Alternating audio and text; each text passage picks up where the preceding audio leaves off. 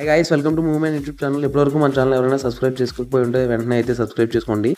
పుష్ప 1 తర్వాత పుష్ప 2 మీద అయితే చాలా అంచనాలు అయితే మామూలుగా అయితే ఏర్పడలేదు. చాలామంది అయితే అభిమానులు ఎగరగా అయితే వెయిట్ చేశారు. ఇంతమంది వెయిట్ చేసిన ఈ సినిమా అయితే ఈరోజు రిలీజ్ అయిపోయింది. ఎలా ఉందో ఇప్పుడు ఈ రివ్యూలు అయితే చూసేద్దాం. పుష్ప 1 ద రైజ్లో అల్లు అర్జున్ గారు ఎదుగుదల ఎలా ఉందో మన సుకుమార్ గారు అయితే చూపించడం జరిగింది.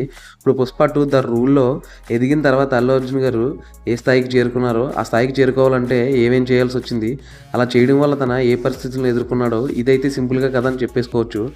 ఇంతకీ ఈ సినిమాలో ఉన్న కొన్ని టెక్నికల్ ఆస్పెక్ట్స్ కోసం మాట్లాడుకుంటే ముందుగా డైరెక్షన్ కోసం మాట్లాడుకోవాలి భయ్య. డైరెక్టర్గా సుకుమార్ అయితే చాలా సక్సెస్ అయ్యాడని చెప్పొచ్చు. కాకపోతే మాదిరి ఆ గ్రిప్పింగ్ నేచర్ అయితే ఈ సినిమాలో అయితే అనిపించలేదు నాకైతే. ఫస్ట్ హాఫ్ అయితే అలా స్లోగా ఉంది.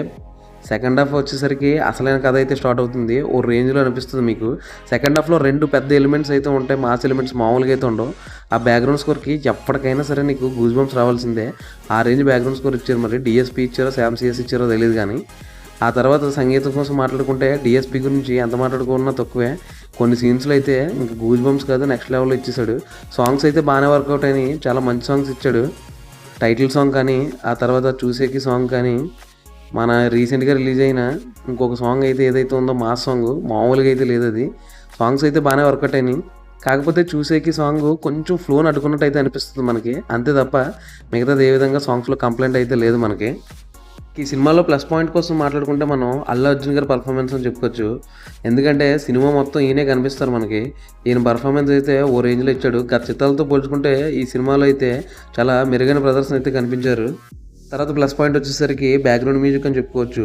ఈ సినిమాలో ఒక 2 సీన్లు అయితే ఓ రేంజ్లో బీజిఎం అయితే అందించారు. డిఎస్పీ కానీ శ్యామ్ సిఎస్ కానీ. క్యూబా గారి విజువల్స్ కూడా చాలా బాగున్నాయి. ఇవైతే మనం పాజిటివ్స్ కింద చెప్పుకోవచ్చు.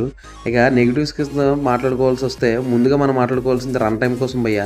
రన్ టైం అయితే 3 గంటల 20 నిమిషాలు ఉంటుంది. మామూలు కాదు. ఇంత టైం అయితే మనకైతే అవసరమా అనిపిస్తుంటుంది. ఎందుకంటే ఫస్ట్ హాఫ్ 1:40 నిమిషాలు, సెకండ్ హాఫ్ 1:41 నిమిషాలు, ఇంతసేపు అవసరం లేదు. రెగ్యులర్ ఫార్మాట్లో 2.5 అవర్స్లో ఇదే సినిమా కానీ చూపించుంటే ఇంకొంచెం ట్రిమ్ చేసి ఓ రేంజ్లో ఉండేది సినిమా అయితే. ఫస్ట్ హాఫ్ అయితే ఓకే అనిపిస్తుంది. జస్ట్ అలానే ఒక డీసెంట్గా నాకు నార్మల్గా అంతే. ఇక సెకండ్ హాఫ్ వచ్చేసరికి అసలైన జాతర మొదలవుతుంది. ఆ జాతర ఎపిసోడ్ ఏదైతే ఉందో అది బిగ్గెస్ట్ అసెట్ అని చెప్పుకోవచ్చు ఈ సినిమాకి అయితే. ఆ తర్వాత క్లైమాక్స్ కూడా చాలా పెద్ద ప్లస్ అయింది ఈ సినిమాకి. ఆ 2 మెయిన్ ఎలిమెంట్స్ అవి తప్ప మిగతా సినిమా అంతా చాలా నెమ్మదిగా ఏదో సాదాసీదాగా పుష్ప 1 అయితే ఎలా సాగుతుందో అదే ఫ్లేవర్స్ అయితే ఎక్కువ కనిపించినాయి మనకి.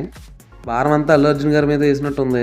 మనోడు పర్ఫార్మెన్స్ వల్లే సినిమాని అయితే లాక్కొచ్చాడు. కానీ ఆ రేంజ్ మనకి వావ్ అనిపించే మూమెంట్స్ అయితే 2 అనిపించినాయి సినిమాలో. ఎక్కువ విలనిజంకి అయితే చోటు అయితే దక్కలేదు ఈ సినిమాలో. దానివల్లనేమో హీరో డామినేషన్ ఎక్కువైపోయింది. ఫస్ట్ విలన్ స్ట్రాంగ్గా ఉంటే హీరోయిజం ఇంకా గట్టిగా పండుద్దని రాజమౌళి గారు నమ్ముతున్నట్టే ఈ సినిమాలో కూడా చేసుకుంటుంటే ఓ రేంజ్లో ఉండేమో అనిపించింది నాకైతే. క్లైమాక్స్కి వచ్చేటప్పుడు కాళ్ళు చేతులు కట్టేసిన తర్వాత నోటితో పీకల కొరికి ఒక ఫైట్ అయితే ఉంటుంది భయ్య. అది కొంచెం ఇబ్బట్టిగా అయితే అనిపించింది. ఎప్పుడైతే ఆ కట్టెలు తెంపేసిన తర్వాత అసలైన శివతాండవం చూస్తారు అల్లు అర్జున్ది. దానికోసం అయితే ఆయన ఇచ్చిన పర్ఫార్మెన్స్కి మెచ్చుకోకైతే తప్పదు ఎవరైనా సరే. సినిమా మొత్తం చూసాక నాకైతే మిక్స్డ్ ఫీలింగ్ అనిపించింది భయ్య. ఎందుకంటే సుకుమార్ గారి బ్రిలియన్స్ ఎక్కడ ఈ సినిమాలో అయితే కనిపించలేదు. అల్లు అర్జున్ కష్టం ఒకటే కనిపిస్తుంది తెర మీద నీకు. మీరు ఈ సినిమా కనుక చూస్తే మీరు ఏ విధంగా ఫీల్ అయ్యారో కామెంట్ చేసేయండి. మళ్ళీ ఇలాంటి రివ్యూల కోసం సబ్స్క్రైబ్ చేసుకోండి మూవీ మ్యాన్. Thank you.